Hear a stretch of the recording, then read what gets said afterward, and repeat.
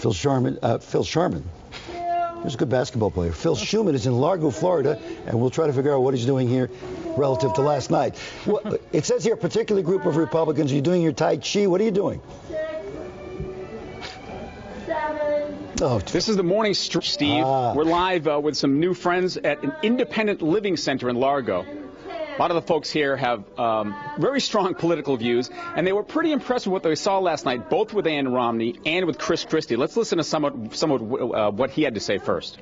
I know Mitt Romney, and Mitt Romney will tell us the hard truths we need to hear to put us back on a path to growth and create good-paying private sector jobs again in America. Mitt Romney will tell us the hard truths we need to hear to end the torrent of debt that is compromising our future and burying our economy. Mitt Romney will tell us the hard truths we need to hear to end the debacle of putting the world's greatest health care system in the hands of federal bureaucrats and putting those bureaucrats between an American citizen and her doctor.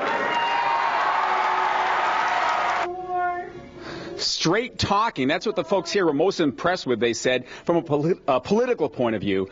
From a more of a personal point of view, then we're talking about Ann Romney. Let's listen to her. I read somewhere that Mitt and I have a storybook marriage.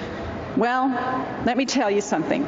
In the storybooks I read, there never were long, long rainy winter afternoons in a house with 5 boys screaming at once. And those storybooks never seem to have chapters called MS or breast cancer.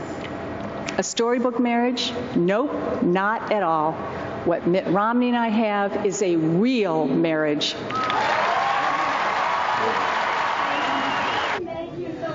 With me is the very nice John Roscoe, 93 years young. Mr. Roscoe, what did you think about either Christie or Ann Romney last night? What impressed you the most? I am very impressed with the whole series of speakers. They were all young, energetic, and very, very informative. Now, you're a Romney man, right? Well, you don't mind me asking? I'm independent. But you're going to vote for Romney, you were saying earlier? Yes, I am. What is it about him that you like as compared to the president?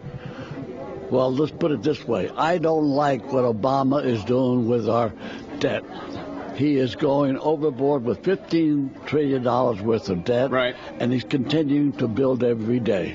If we elect him again, it'll be unsustainable and the country will go bankrupt. Wow. I know that. So you're worried about your children, grandchildren, that's right, great-grandchildren? Very much so. All right, Steve, thanks very much. I appreciate it. It's very nice to meet you. I didn't see you working too hard in the stretch class. The heck I didn't. No, I'm just kidding. Hey, 93, you look great. Florida, by the way, almost 20%. I think the figure's closer to 18% of the folks here, 65 and older, but they are really paying attention. And this morning, Steve, we're going to be visiting with some of them. We got a library, we got a theater. They're working on Fiddler on the Roof. I may get a part. I think we're going to keep it on the roof after this. Phil, it's also important to point out not only is it 18% or 20%, they all vote. The senior citizens in Florida turn out at a higher ratio than any other age group, and look, this pretty much in the United States. What? Yeah, and obviously Florida, 29 electoral votes, huge swing state, and if he can influence these folks who you just saw, Mr. Roscoe is an independent voting for Romney, if he can continue to build voters that way, I mean, this state could make the difference. All right, thank you so much, Phil. It's 7:14 right now.